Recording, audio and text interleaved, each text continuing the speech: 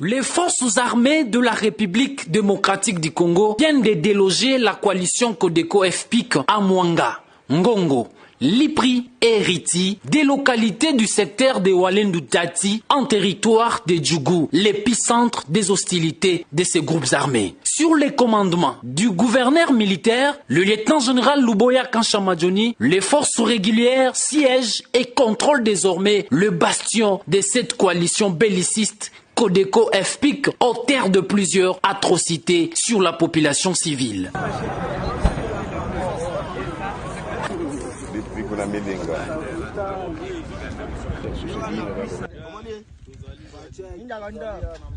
La reconquête de ces villages par l'armée régulière fait suite aux opérations militaires lancées depuis une semaine dans l'objectif d'imposer la paix et restaurer l'autorité de l'État à l'esprit et à la lettre de l'état de siège décrété par le commandant suprême des forces armées, Félix Tshisekedi Tshilombo.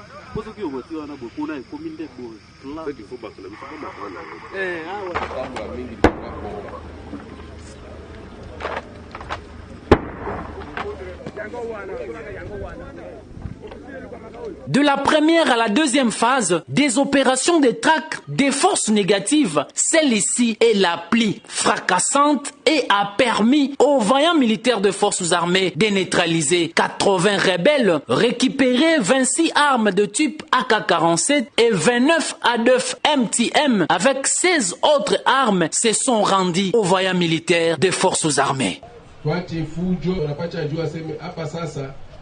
Hata upande hata ushuke, kimya itaingia.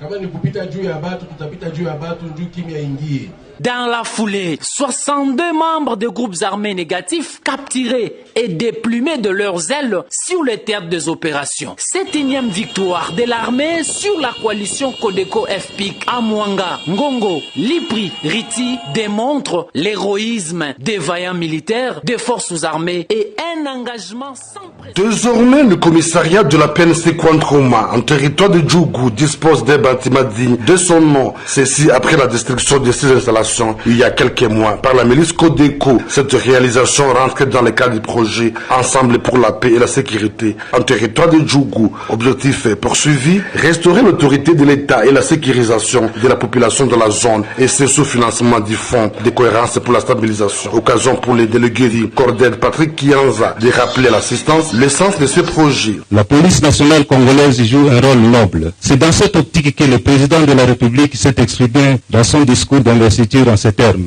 Je ferai de la police nationale congolaise une force républicaine, élitiste et légaliste au service de la nation congolaise pour à la fois asseoir la démocratie et rester au service du peuple. C'est dans ce contexte que le projet ESPAD met à la disposition du commissariat de la police nationale congolaise de Pandrouma ce bâtiment qui va certes concourir énormément à répondre à la vision du chef de l'État sur la police nationale congolaise. Le commissaire supérieur Boukassa, parla au nom du commissaire provincial de la PNC en Ituri, a promis en faire un bon usage de cet ouvrage. Il recommandait de bien prendre soin de cet édifice et de le gérer en bon père de famille. Le vice-gouverneur de l'Ituri, le commissaire divisionnaire Alonga Boni Benjamin, qui a présidé la cérémonie au nom de son titulaire, a appelé la population locale à la désolidarisation des groupes armés actifs dans la région.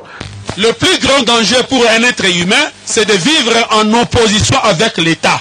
Il est temps que nous pensions au développement des Pandrouma. Je vous demande d'être unis, rassemblés autour de l'État.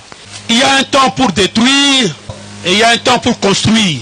Nous avons détruit, maintenant nous avons construit. Respectons ce que nous avons construit nous-mêmes. Financé à hauteur de $49 000 américains, le travail de construction de ces bâtiments a duré 10 mois.